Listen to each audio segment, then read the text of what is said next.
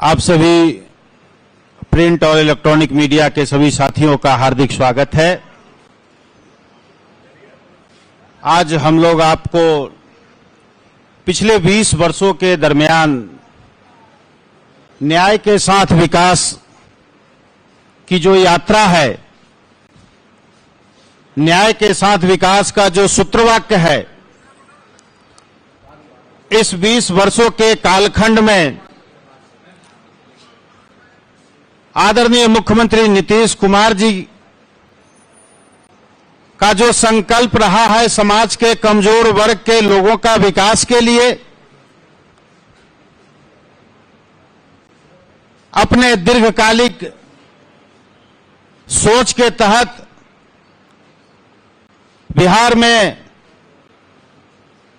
सबसे नीचे पायदान पर रहने वाले, चाहे वो सामाजिक रूप से, शैक्षणिक रूप से, राजनैतिक रूप से पीछे रहने वाला जो समाज है, अत्यंत पिछड़ा वर्ग, उसके विकास के लिए जो कार्यक्रम सरकार ने चलाया, हम उसके बारे में बात करने के लिए आपके समक्ष आज उपस्थित हैं। साथियों, माननीय मुख्यमंत्री नीतीश कुमार जी ने सबसे पहले बिहार में डायरेक्ट बेनिफिट स्कीम के तहत, जिसको डीबीटी कहा जाता है, डायरेक्ट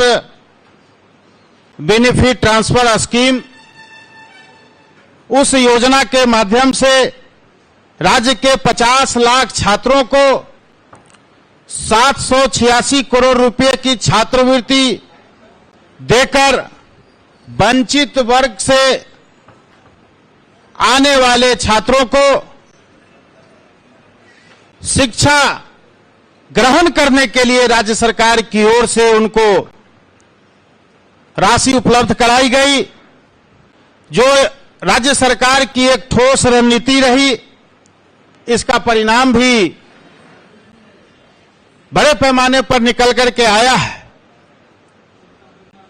माननीय मुख्यमंत्री नीतीश कुमार जी ने देखा कि इस समाज के छात्र छात्राओं में पढ़ने की ललक है, पढ़ाई तो कर रहे हैं, लेकिन अर्थाभाव में प्रतियोगी परीक्षाओं में शामिल नहीं हो पा रहे हैं। तो मुख्यमंत्री नीतीश कुमार जी ने मुख्यमंत्री सिविल सेवा प्रोत्साहन योजना की शुरुआत किया और घोषणा किया कि बिहार के वैसे छात्र जो यूपीएससी में अति पिछड़ा वर्ग से आने वाले छात्र compete करते हैं, तो उनको 1 लाख रुपया राशि सरकार की ओर से पीटी पास करने के उपरांत दिया जाएगा। वहीं बिहार में बीपीएससी पास करने वाले वैसे अति पिछड़ा वर्ग समुदाय से पास करने वाले छात्रों को 50,000 रुपया का प्रोत्साहन राशि सरकार ने देने का फैसला किया है। आज तक राज्य सरकार ने 1 करोड़ 10 लाख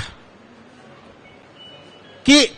आर्थिक सहायता अत्यंत पिछड़ा वर्ग के छात्रों के लिए किया है, जब से यह योजना संचालित है।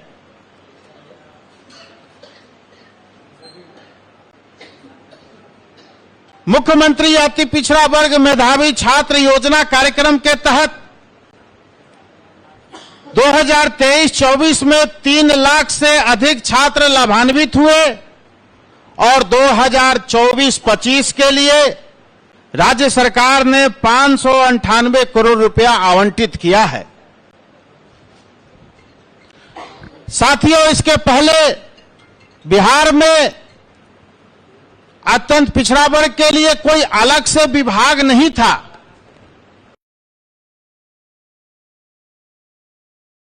का गठन किया, जिससे अलग स्वतंत्र रूप से इस वर्ग में चलाए जाने वाले कार्यक्रमों के लिए राज्य सरकार ने एक अलग विभाग बनाया, जिससे आज स्वतंत्र रूप से चाहे वो अत्यंत पिछड़ा वर्ग के लिए राज्य सरकार ने जो जिलों में जननायक कर्पूरी ठाकुर छात्रावास योजना चला रखा है, पिछड़ा अति पिछड़ा वर्ग बालिकाओं के लिए जो स्कूल संचालित हो रहा है, इन सभी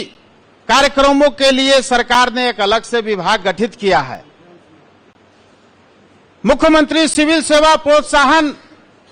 राशि भी इसी विभाग की ओर से दिया जाता है। राज्य सरकार ने इस वर्ग के लिए बहुत सारे काम किए हैं। बिहार में जो हमारा नेता प्रतिपक्ष तेजस्वी यादव जी हैं, वो अत्यंत पिछड़ा वर्ग को लुभाने के लिए अत्यंत पिछड़ा वर्ग का नाम तो लेते हैं, जननायक कर्पूरी ठाकुर जी का नाम तो लेते हैं, लेकिन कभी भी राष्ट्रीय जनता दल की ओर से जननायक कर्पूरी ठाकुर ने जो बिहार में एक लकीर खींची थी, अत्यंत पिछड़ा वर्ग का अलग से उन्होंने वर्गीकरण किया था, उस वर्गीकरण के संदर्भ में राजद की ओर से, तेजस्वी यादव की ओर से, यहां तक कि लालू यादव जी की ओर से कभी भी कोई सम्मेलन में, कोई प्रेस कॉन्फ्रेंस में, कोई वक्तव्य में, किसी भाषण में जिक्र नहीं होता है। क्यों नहीं जिक्र होता है? हमारी पार्टी की ओर से आदरणीय मुख्यमंत्री नीतीश कुमार जी जननायक कर्पूरी ठाकुर जयंती के अवसर पर कई मर्तबा भारत सरकार को यह प्रस्ताव दे चुके हैं कि बिहार के तर्ज पर केंद्रीय स्तर पर भी अति पिछड़ा वर्ग का अलग से निर्धारण किया जाना चाहिए, ताकि बिहार में जो अत्यंत पिछड़ा वर्ग के लिए जो राज्य सरकार कार्यक्रम चला रही है, ठीक उसी के तर्ज पर केंद्रीय स्तर पर भी सरकारी नौकरियों में, विभिन्न योजनाओं में इस समाज के लोगों को, इस समाज के छात्र छात्राओं को उसका लाभ मिल सके। कभी राष्ट्रीय जनता दल की ओर से इस तरह का वक्तव्य नहीं जारी किया जाता है। तो क्या वोट लेने के लिए तेजस्वी यादव सिर्फ अत्यंत पिछड़ा का सवाल करते हैं? आज अत्यंत पिछड़ा वर्ग चेतनशील हो गया है, जागरूक हो गया है, वह समझता है कि हम किनके साथ रहेंगे तो हमारा लाभ होगा, और हमारे लिए बिहार का कौन ऐसा नेता काम करता है, हम उनके साथ रहते हैं।